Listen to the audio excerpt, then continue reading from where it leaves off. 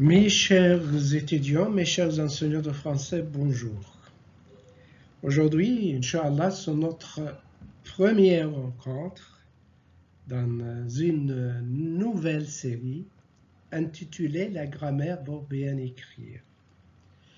Dans notre première rencontre, Inch'Allah, nous allons apprendre ensemble de faire la différence entre une phrase et une proposition. Et comme l'habitude, notre travail se déroule comme suit. La première étape, testez-vous. La deuxième étape, apprenez-vous. Et finalement, la troisième étape, vérifiez-vous. On commence alors avec la première étape. Êtes-vous prête? Alors on commence. Testez-vous.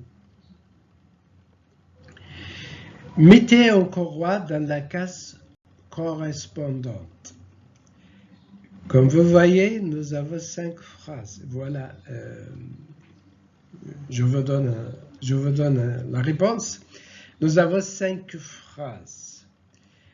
Et vous devez mettre une courroie dans la case correspondante.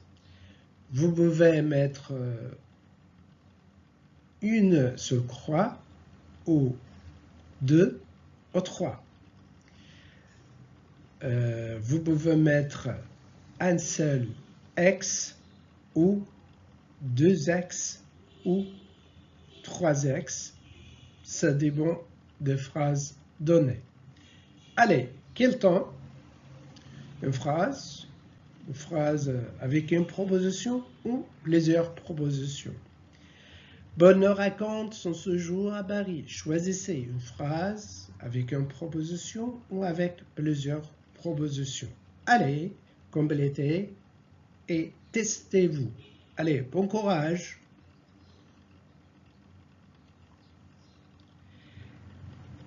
Merci beaucoup pour vos efforts. Maintenant, on passe à la deuxième étape. Apprenez-vous. Qu'est-ce que c'est une phrase? Qu'est-ce que c'est une proposition? Apprenez-vous. Une proposition est un groupe de mots. Qu'est-ce que c'est une proposition? La proposition est un groupe de mots. Nous ayons un verbe. Alors, le verbe est le noyau d'une proposition, dont le sujet de ce verbe soit exprimé ou sous-entendu. Alors, et la phrase? La phrase contient donc autant de propositions. Alors, dans une seule phrase, je peux avoir plusieurs propositions. Alors, une phrase contient donc autant de propositions que de verbes dont le sujet est exprimé ou sous-entendu. Si une phrase ne contient qu'une seule proposition, il s'agit d'une phrase simple. Quand il n'y a pas dans la phrase qu'une seule proposition, qu'un seul verbe, il s'agit d'une phrase simple. Pour conclure, finalement, et pour résumer, une proposition est une partie de phrase. Dans une phrase, il y a autant de propositions, comme je viens de vous dire, qu'il y a 2 verbes.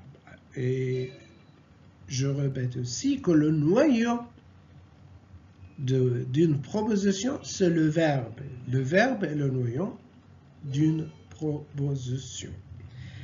On passe maintenant pour la troisième étape,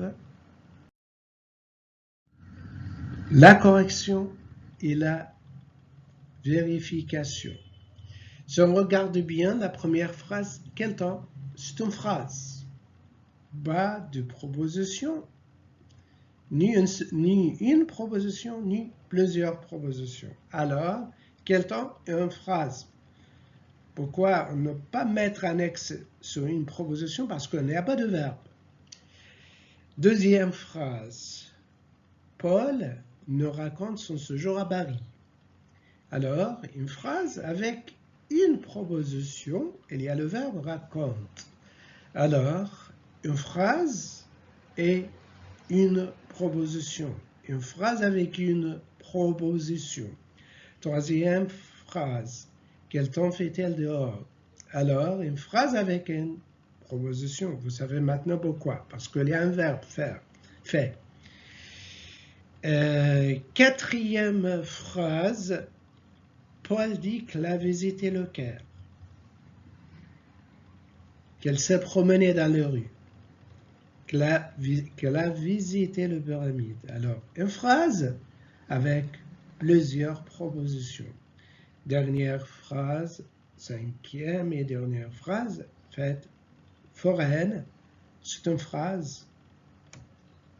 Et dans cette phrase, il n'y a pas de proposition ni plusieurs propositions. Alors, première et dernière phrase seulement. Deuxième phrase est une phrase avec une proposition. Troisième phrase, c'est la même chose. Quatrième phrase, une phrase avec plusieurs propositions. Alors, on a parlé aujourd'hui d'une manière simple. On a fait la différence entre la phrase et la proposition. La fois prochaine, Inch'Allah, on va parler un peu en détail. Je vous remercie de votre attention et à la prochaine. El Adl El Mahdi, suivez-moi. À la prochaine.